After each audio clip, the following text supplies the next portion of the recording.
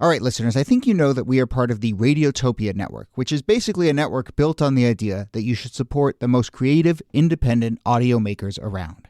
No one, and I mean no one, embodies the Radiotopia ethos more than Benjamin Walker and his show Theory of Everything. Benjamin, who I've known for a long time, has been making beautiful, personal, sprawling audio documentaries for decades that help us understand the very strange world we live in. And now he has a new series called Not All Propaganda is Art.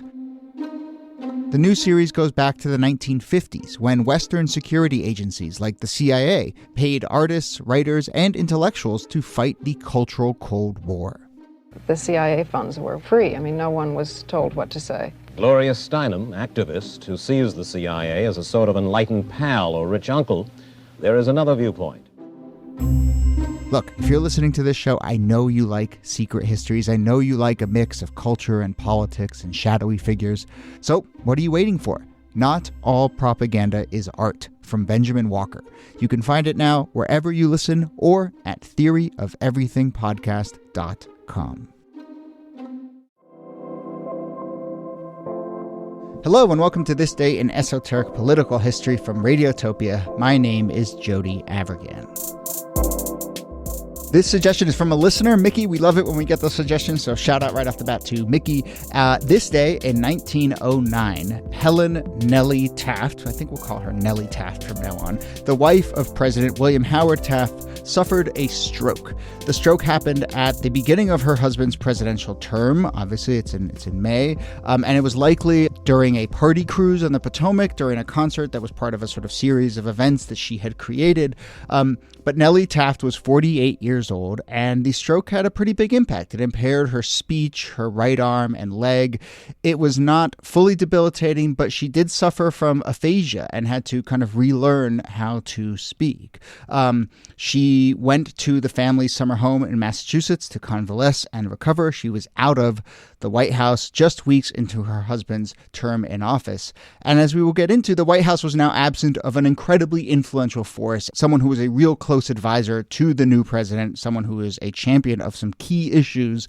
And that voice, in every sense of the word, was no longer inside the White House. So here to discuss Nellie Taft, her relationship with her husband, the domestic life of presidents, and also the long history of keeping health matters from the public, because, surprise, surprise, they did not tell people that this had happened. But here to discuss all that are, as always, Nicole Hemmer of Columbia and Kellie Carter-Jackson of Wellesley. Hello there.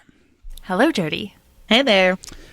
Kellie, we'll get into the sort of like nitty-gritty of this event, which is very tragic, but just like at a big picture, you read about the story and you really get the sense that this was a loss of someone who could have been genuinely influential and probably would be someone we talk about as one of the most influential first ladies ever. For sure. Like, I think had she had the ability to have a much longer tenure in political life, we would have put her up there with Eleanor Roosevelt.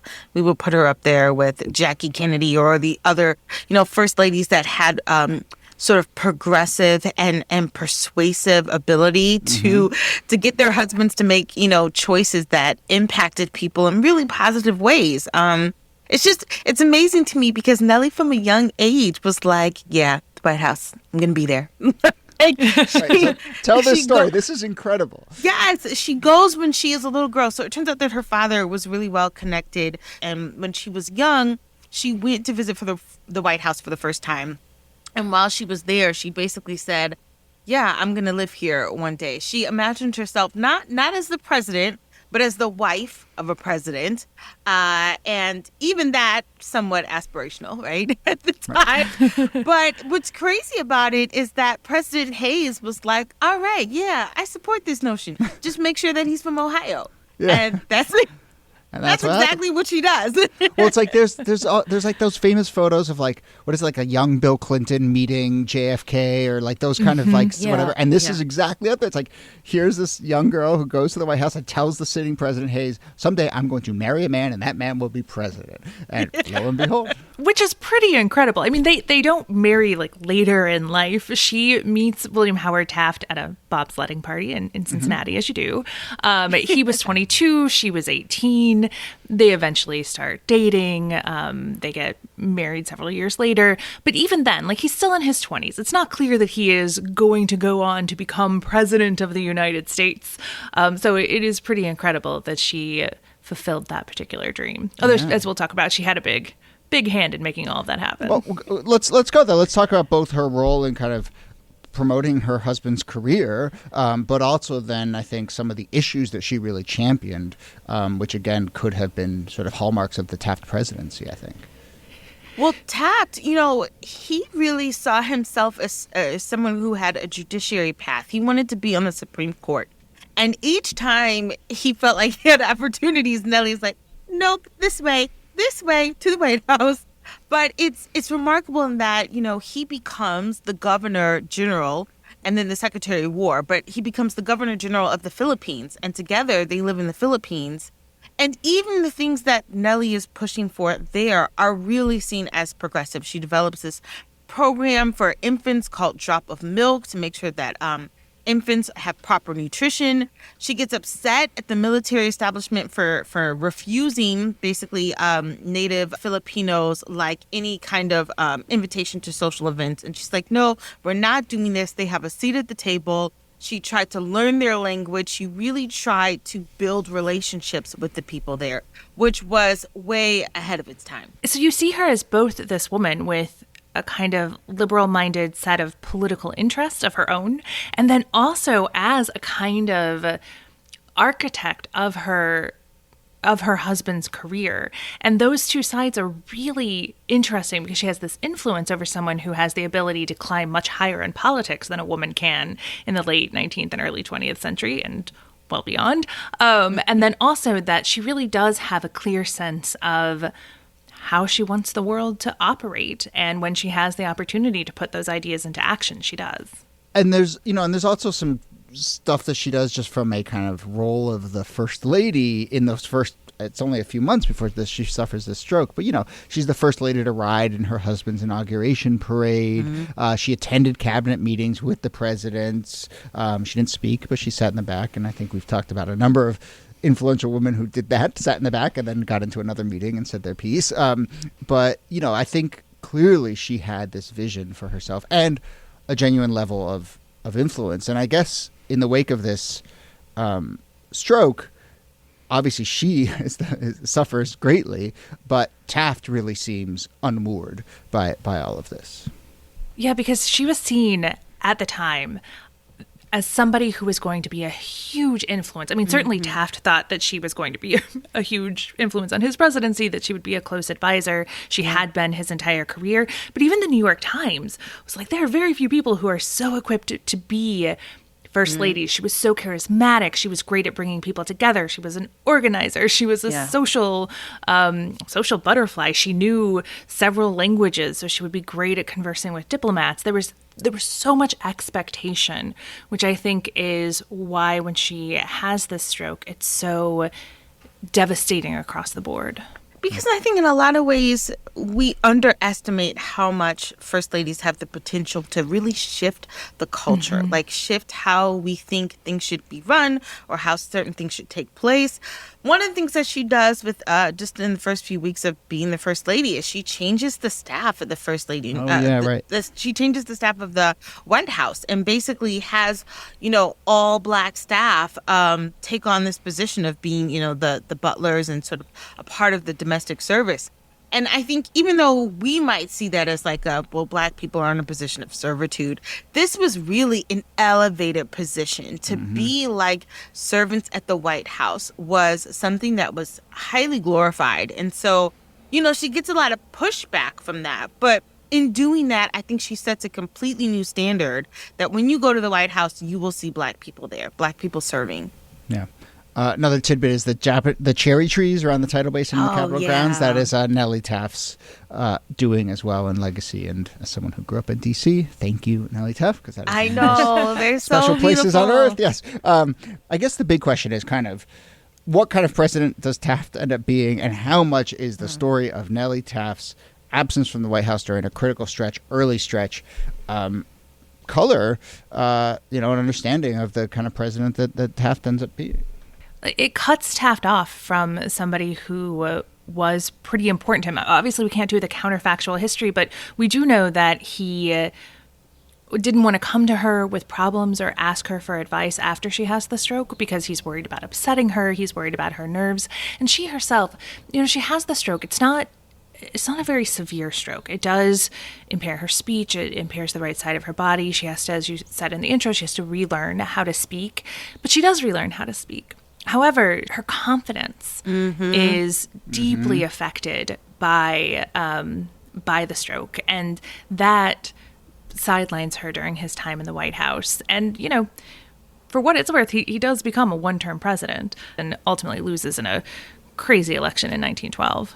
Yeah. Right. But he does finally get to the Supreme Court, which I think is interesting in the fact that how many presidents go from being president to then sitting on the Supreme Court? Like, it does not happen. But, eventually he achieves his political goals of being in that space. But I think had she not had the stroke, again, I don't want to put too many counterfactuals. Yeah. I think that he might have had a different path. Who knows if he would have pursued being on the court or if he would have done something else. Right. She is quoted as saying that post-White House, she sort of takes a step back and is a little less in her husband's ear as he reaches the bench. And I don't know if that's just because, the political ambition was gone or, their relationship or something about the court itself. Certainly, I've been thinking a little bit about Supreme Court wives getting in their husbands' ears, and that's in the air these days. And so it just sort of made me think of that dynamic. And obviously, the big thing around all of this is kind of like to remember that very powerful people have domestic lives and that they have people who they have those small conversations with late at night. And often, like all of us, those are the things that really sort of influence their thinking and their actions. What I also like about Nellie is that she just seemed kind of spicy to me. Like, she smoked cigarettes. She loved a good drink. She wasn't necessarily an alcoholic, but she definitely loved to drink. She loved to play poker.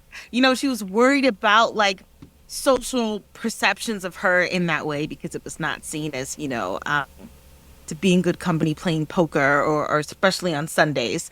But, she writes her own memoir. She has a voice to really tell her own story. She's the first lady to write her own memoir.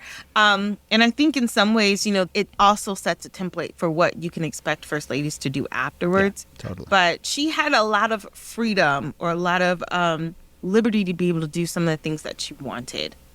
I think the memoirs are such an interesting detail because here's a person who no longer really felt comfortable in these big settings. She didn't necessarily feel comfortable giving long speeches. And so the written word becomes a way for her to express herself where she can shake off some of that lack of confidence, some of that self-consciousness that is part of her time as First Lady. So I kind of love that she strikes out and writes that memoir at the end of the presidency.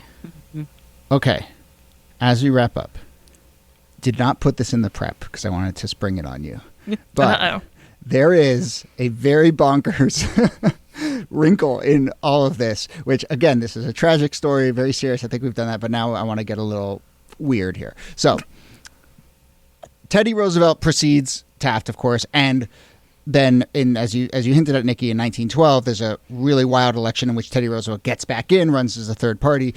All of that is to say, I think Teddy Roosevelt and the Roosevelts did not like the Tafts very much. In particular, do either of you know much about Alice Roosevelt Longworth, eldest daughter of President Teddy Roosevelt? She served as First Lady because his wife had died.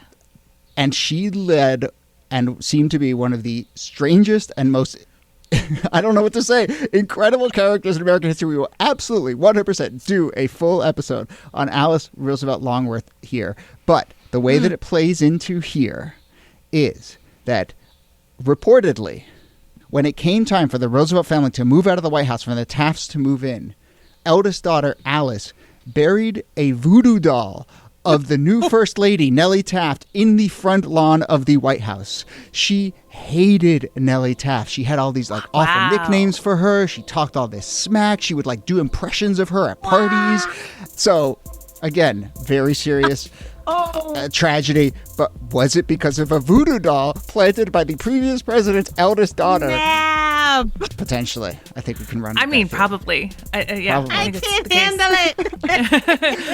it. Well, if you want one other like kind of odd coincidence, right? What happens with the president that follows Taft? Woodrow Wilson has a stroke, and his wife, the first lady, ends up more or less running the White House. Yeah, maybe So there's all Somebody kinds of get interesting that doll stories. off out of the ground. the ground. That might explain the 20th century. But Oh, man. I'm serious. Burying a voodoo doll of the incoming first lady in the front lawn of the White House is like somewhere in the top 15 most interesting things about Alice Roosevelt Longworth. Like, it is a remarkable character, and we will certainly come around to that. But yes, man. the voodoo doll angle is incredible. All right, Dang. we will leave it there. Nicole Hemmer, thanks to you, Thanks, Jody. and Kellie Carter Jackson, thanks to you. My pleasure.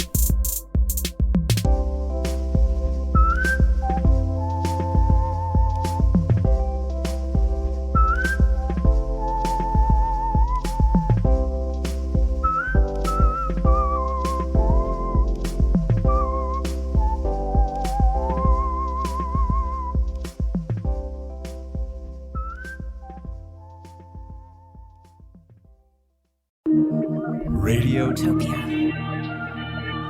From